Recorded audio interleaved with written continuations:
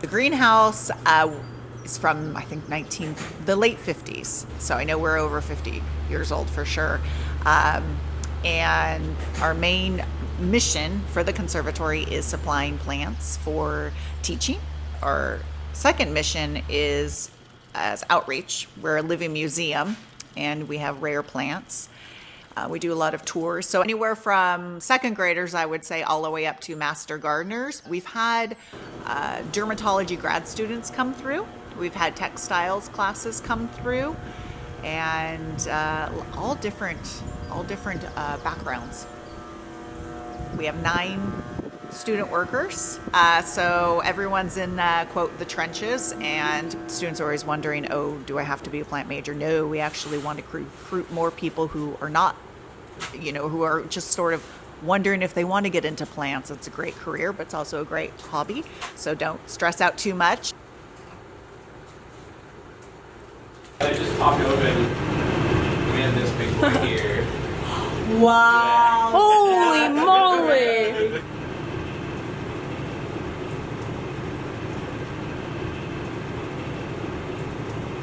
So before it pops open, is it more like that one? Yeah, so the pictures are actually modified leaves.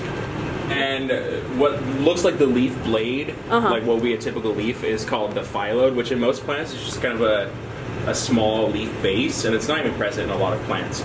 But when these evolved to be carnivorous, the cylindrical pictures aren't really great at photosynthesizing, so they they evolved this kind of enlarged leaf base to act as the photosynthetic leaf.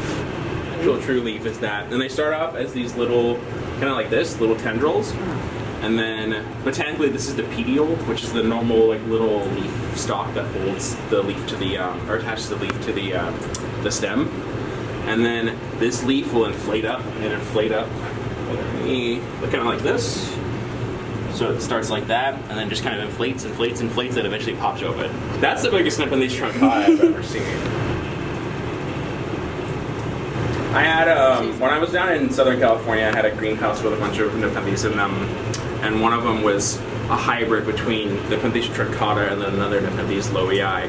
And the pictures were, the biggest one I ever had was probably yay big, like 18, 20 inches tall. They get massive. Yeah.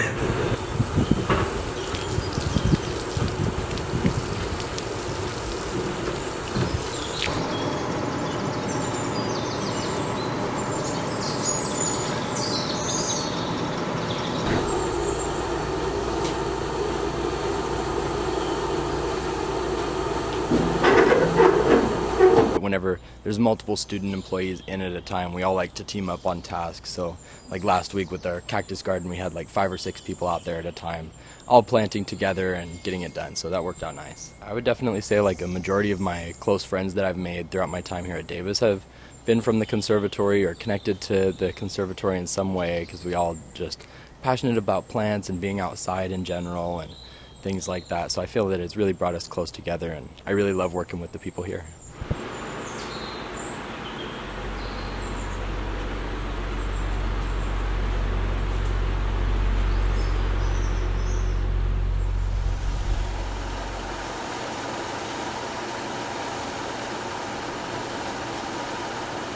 The most peaceful is just when you're in there working and it's just you and the plants, and you're sort of could shut out the outside world.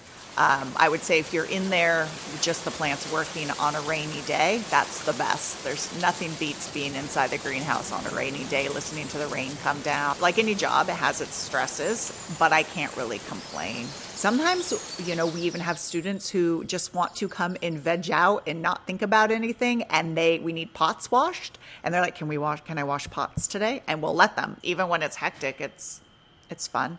Can I also pick your brain more about the outreach events? Because I see like the night at the conservatory. How do those get planned? Like, what's the process of making one of those? Well, it was something I wanted to do for years, and finally just, I'm like, you know what? We're going to do it this spring. We'll see how it goes. And there's a lot of amazing people on campus and affiliated with campus that have information that I think the general public and students would be interested in. And I say, you know, it's not, we don't want to go too deep into their research. We want to keep it relevant to people's everyday life and interests. And so that's my goal, is it's not going to be an exit seminar. It's not going to be this, you know, a talk for people who are in your field. It's going to be entertainment and education.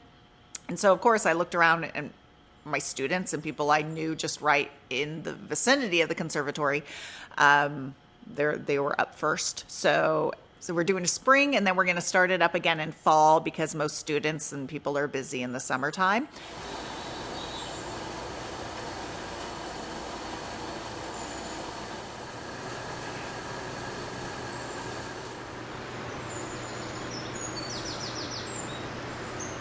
What I love about the fact that I've been volunteering here is I kind of feel like I've learned all the basics, and now when I start working, I'll kind of already know that stuff.